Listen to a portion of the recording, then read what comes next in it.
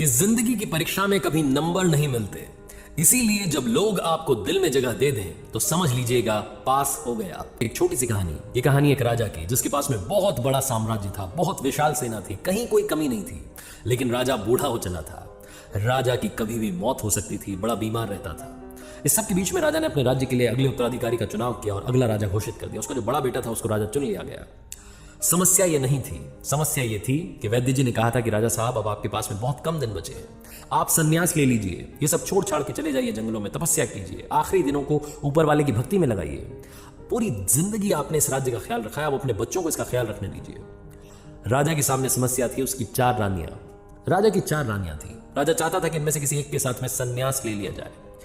चौथी रानी, जिससे सबसे आखिरी में शादी की थी, जिससे बेइंतहा मोहब्बत थी, नया नया प्यार हुआ था, उसके कक्ष में पहुंचा, उसके राजमहल में पहुंचा और जाकर के बड़ी उम्मीद से कहा कि रानी मैं अब संन्यास लेना चाहता हूं, क्या आप मेरे साथ में जंगलों में चलने के लिए तैयार हैं? रानी ने साफ साफ मना कर दिया और कहा कि आपको जहां जाना है जाइए, मैं यहीं रहूंगी। राजा को समझ में नहीं आया कि मेरे मुंह पर बेइज्जती हो गई, मैंने इतना प्यार किया, इतना ख्याल रखा और मुझसे कहा जा रहा है कि आप जाइए जहां जाना है।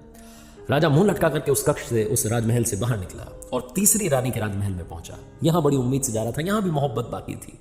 जाकर के उस तीसरी रानी से कहा कि आपसे बेइंतहा मोहब्बत करते हैं, बहुत सारा प्यार करते हैं, क्या आप हमारे साथ में जंगलों में चलने के लिए तैयार हैं?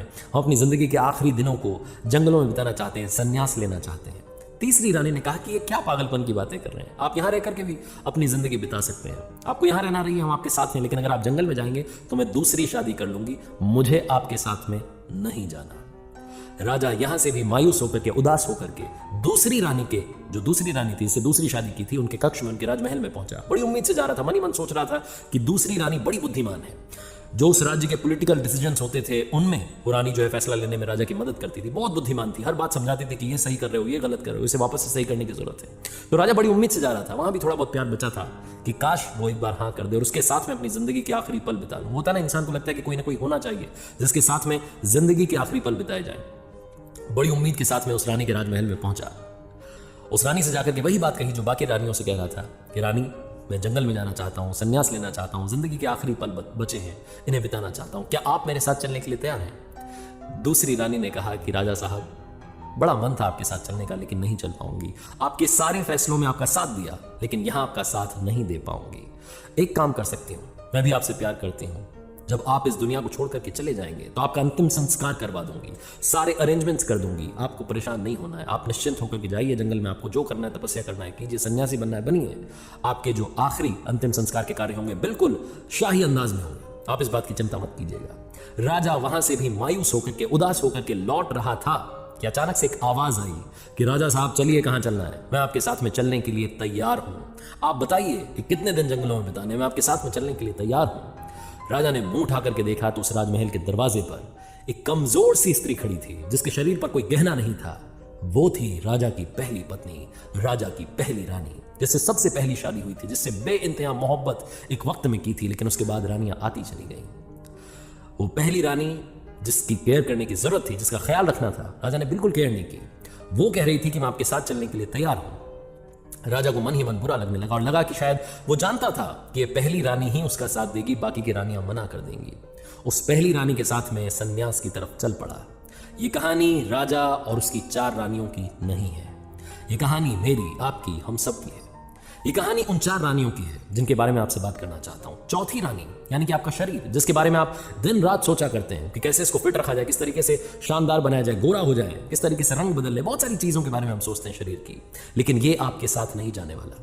तीसरी चीज, तीसरी रानी जिनके बारे में मैं बात करना चाहता हूं, तीसरी रानी यानी कि वो सारी चीजें, वो मटेरियलिस्टिक चीजें जिनके पीछे हम भागते रहते हैं, लैपटॉप, मोबाइल, कपड़े, घड़ियां, गाड़ियां, मकान, जिनके पीछे हमने पूरी जिंदगी बिता दी।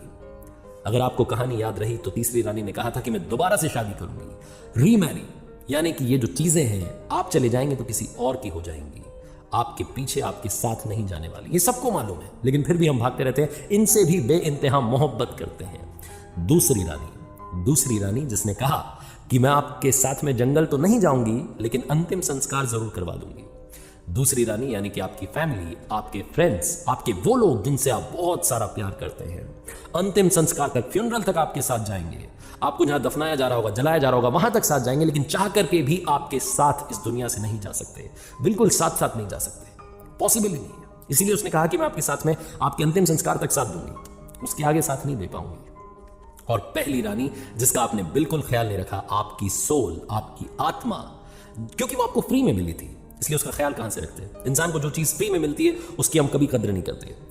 हमारे साथ शुरुआत से आई है और इस सोल की हमने कभी कदर नहीं की। हम हमेशा इस दुनिया के पीछे भागते रहते हैं, कभी भी सोल से इसको क्या चाहिए, इंटरनल हैप्पीनेस के बारे में कभी भी नहीं सोचते, कभी भी नहीं समझते, हम जानना ही नहीं चाहते। हम हमेशा दूसरी, तीसरी, चौथी रानी के पीछे भाग रहे हैं, पहली रानी को लगातार निग्लेक्ट करते जा रहे हैं। सोचिएगा, ध्यान से सोचिएगा, जिंदगी में जब भी आपको कोई बड़ा डिसीजन लेना होता है, उस डिसीजन को लेने के वक्त आप सबसे ज्यादा खुद की आवाज को सुनते हैं, दिल की आवाज को सुनते हैं, आपकी सोल को सुनते हैं, जो आपका हमेशा साथ देती है। लाइफ के हर इंपॉर्टेंट डिसीजन में वो सोल आपके साथ होती है।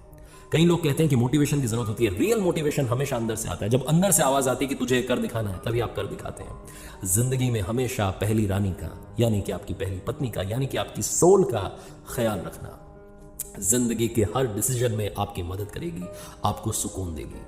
आपकी सोल के बारे में सोचिए, थोड़ा सा मेडिटेशन करना शुरू कीजिए, जिंदगी इतनी मुश्किल भी नहीं है।